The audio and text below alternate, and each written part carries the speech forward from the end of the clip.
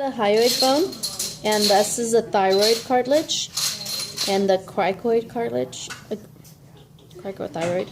And then this is the membrane. So this is your thyrohyoid membrane and your cricothyroid membrane. And when you look inside the larynx,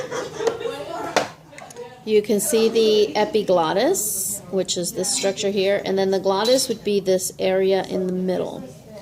So in the glottis, you have the vocal cords, and this is showing you in white is the true vocal cords, and then these folds up here is the false vocal cords. So this area here is the glottis, and this above it is the epiglottis. And then right there's your thyroid cartilage, and then your cricoid cartilage. Now, in this image, you can't see the other cartilages that have to do with the larynx. This is the trachea, and you can see the trachea rings, and that goes on further. And then you have the lungs. So again, like we saw last time, superior lobe, middle lobe, inferior lobe. Over here you have superior lobe and inferior lobe. In terms of the fissures, here's your horizontal fissure and your oblique fissure.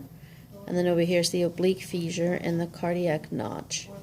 So each one of these little bundles is your lung tissue. And if we open up the lung tissue, you can see the bronchia. This is like your secondary and tertiary bronchi, and then the little ends would be the bronchioles. And all of these little circles that looks like spongy tissue, that is the alveoli. Okay. Moving this off, you can see the the trachea, and then the trachea is split, so that's your carina. And then this would be the primary bronchus, then the secondary, and then tertiary, because that splits more. So this split here is for secondary, and then this split there is tertiary. And then you would have your bronchioles. Right here, so you see the diaphragm and the esophagus passing by the trachea. The esophagus is always posterior to the trachea. So that's it.